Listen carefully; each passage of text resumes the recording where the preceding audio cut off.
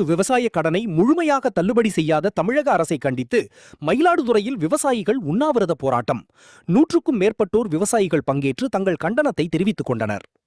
தமிழக வெற்றிக் கழகம் சார்பில் சட்டமன்ற தேர்தலில் கூட்டுறவு சங்கங்களில் விவசாயிகள் பெற்ற கடன்கள் அனைத்தும் தள்ளுபடி செய்யப்படும் என்று வாக்குறுதி அளிக்கப்பட்டிருந்தது. ஆனால் 50,000 ரூபாய் வரை கூட்டுறவு விவசாய கடன் தள்ளுபடி என முதலில் தமிழக அரசு அறிவித்திருந்தது. இதற்கு விவசாயிகள் மத்தியில் எதிர்ப்பு நிலவியது. இதனைத் தொடர்ந்து 75,000 ரூபாய் வரை விவசாயிகள் கடன் தள்ளுபடி என சமீபத்தில் முதலமைச்சர் ஜோசப் விஜய் அறிவித்திருந்தார்.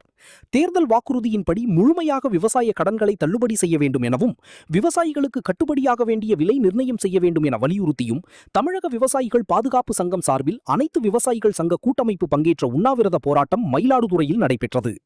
வட்டாட்சியர் அலுவலகம் அருகே நடைபெற்ற ஆர்ப்பாட்டத்தில் 100க்கும் மேற்பட்டோர் விவசாயிகள் பங்கேற்று தங்கள் கண்டனத்தை தெரிவித்துக் கொண்டனர்.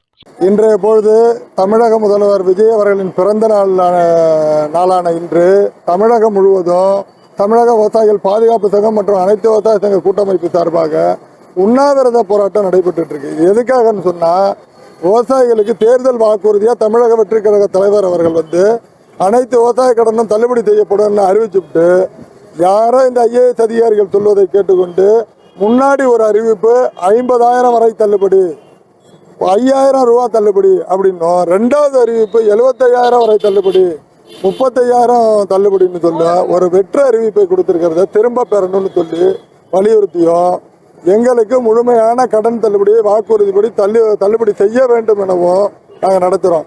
இந்த போராட்டத்துக்கு தமிழக முதல்வர்கள் தயவு செய்து எல்லாத்துக்கும் வாய் திறக்காம இருக்கலாம்.